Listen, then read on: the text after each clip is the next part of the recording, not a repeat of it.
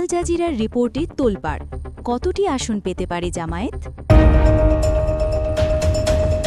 আমার এই হাঁস প্রতীক যদি কেউ চুরি করে, আমি তার মাথা ফাটিয়ে দেব।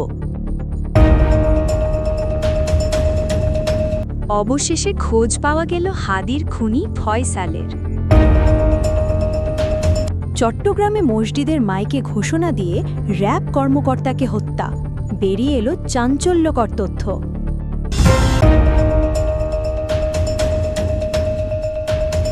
নিজের মৃত্যুর খবর নিয়ে লাইভে এসে যা বললেন ওবায়দুল কাদের।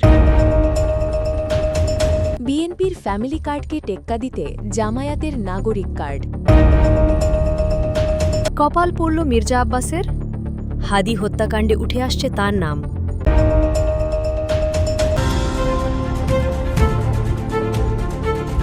এতক্ষণ শুনলেন শিরোনাম, এবার বিস্তারিত। আল জাজিরার রিপোর্টে তোলপাড়, কতটি আসন পেতে পারে জামায়াত? বাংলাদেশের রাজনীতিতে নতুন করে আলোড়ন তুলেছে আন্তর্জাতিক গণমাধ্যম আল জাজিরার একটি বিশেষ রিপোর্ট। রিপোর্টে উঠে এসেছে আগামী জাতীয় নির্বাচনে জামায়াতে ইসলামী কতটি আসন পেতে পারে এবং সবচেয়ে চাঞ্চল্যকর বিষয়, আন্তর্জাতিক মহলের নজর কেন ক্রমেই জামায়াতের দিকে, অথচ বিএনপি পাচ্ছে না তেমন গুরুত্ব। আল জাজিরার রিপোর্ট কি বলছে? আল জাজিরার বিশ্লেষণে বলা হয়েছে, বাংলাদেশের রাজনীতিতে এখন একটি পুনর্বিন্যাস বা রি-অ্যালাইনমেন্ট চলছে। এই পরিবর্তনের ফলে জামায়াতে ইসলামী আবারও দৃশ্যমান শক্তি হিসেবে উঠে আসছে।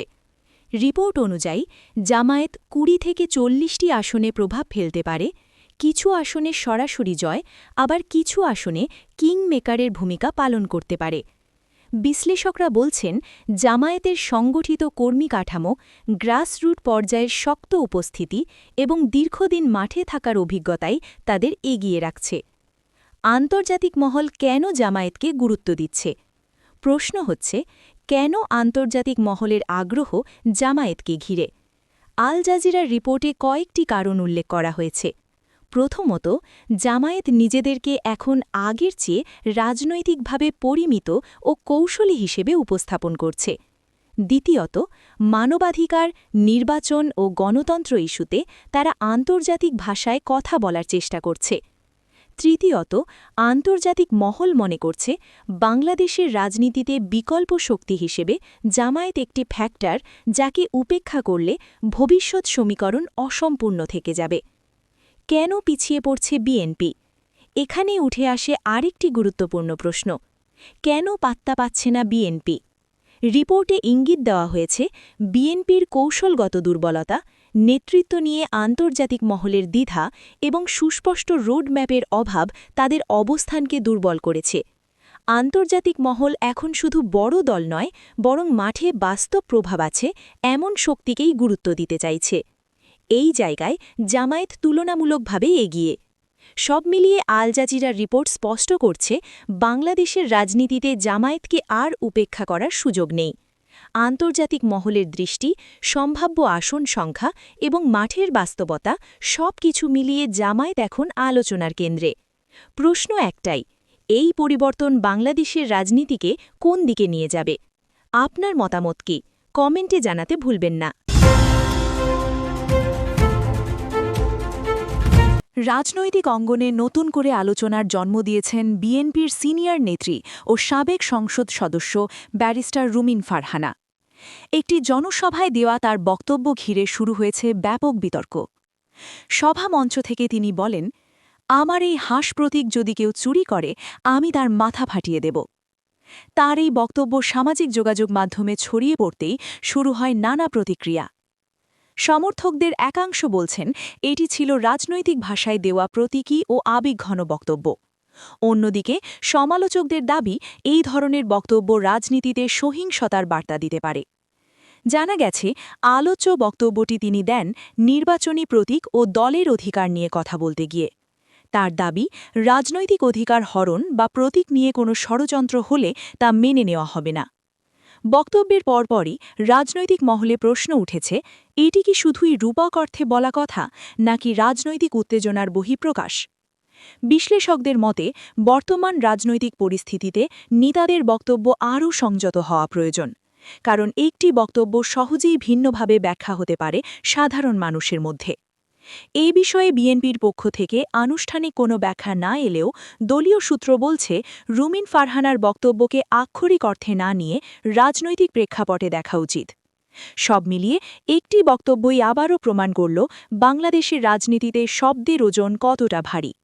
এই বিষয়ে আপনার মতামত কি?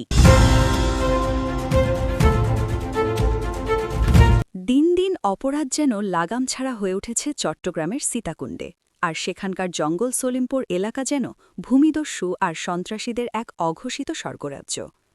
পাহাড় কেটে সেখানে চলে প্লট বাণিজ্য, চলে নানা ধরনের অপরাধও, আর তাদের এসব কাজে বাধা দিতে গিয়ে প্রাণ হারিয়েছেন অনেকেই। এমনকি পুলিশ প্রশাসনও রীতিমতো হিমশিম খেয়ে যায় এসব সশস্ত্র সন্ত্রাসী বাহিনীর দাপটে। তেমনি আবারও নিজেদের দাপট দেখালো সন্ত্রাসীরা। জানা গেছে, এবার সব সীমা ছাড়িয়ে মসজিদের মাইকে ঘোষণা দিয়ে প্রকাশ্যে র্যাবের উপর আক্রমণ করে বসেছে এই সন্ত্রাসী গোষ্ঠী, আর তাতে প্রাণ হারিয়েছেন এক র্যাব কর্মকর্তাও। আর সন্ত্রাসীদের এমন ভয়াবহ আগ্রাসনের এই দুর্ধর্ষটা উঠে এসেছে সিসি ফুটেজেও। সিসিটিভি ফুটেজে দেখা গেছে র্যাবের দুটি হাইএস মাইক্রোবাসের লাঠিসোঁটা নিয়ে কয়েকজন সন্ত্রাসী ধাওয়া করছিল।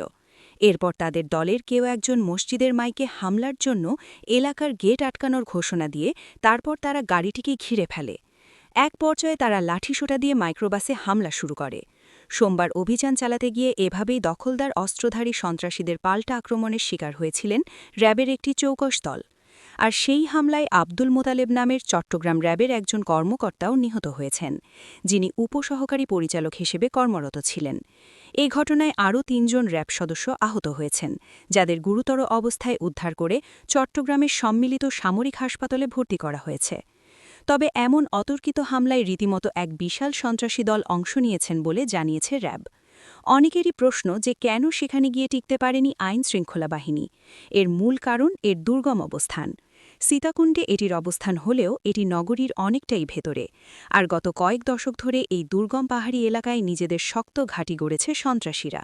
এমনকি গত ৫ আগস্টে দেশের রাজনীতির পথ পরিবর্তনের পরও এই এলাকার নিয়ন্ত্রণ নিয়ে সংঘর্ষ, খুনাখুনির ঘটনা ঘটেই চলেছে। সম্প্রতি এলাকায় দখল নিয়ন্ত্রণ নিয়ে সন্ত্রাসীদের দুটি পক্ষের মধ্যে সংঘর্ষ ও গোলাগুলি হয়, আর এতে একজন নিহতও হন। পরদিন সেখানে প্রতিবেদন তৈরি করতে গিয়ে সন্ত্রাসীদের হামলা ও মারধরের শিকার হয়েছিলেন 2 সাংবাদিকও। আর সেই ঘটনার রেশ কাটতে না কাটতে এবার সন্ত্রাসীদের হামলার শিকার হয়েছেন সেখানকার র্যাব সদস্যরাও। এই ঘটনার পর সেখানকার পরিস্থিতি সামাল দেন আইন-শৃঙ্খলা বাহিনী, আর এই হামলার ঘটনার প্রকৃত কারণ উদ্ঘাটন করে জড়িতদের শনাক্ত করার প্রচেষ্টা অব্যাহত রয়েছে বলে জানা গেছে। কপাল পড়ল মির্জা আব্বাসের। হাদি হত্যাকাণ্ডে উঠে আসছে তার নাম। হাদি হত্যা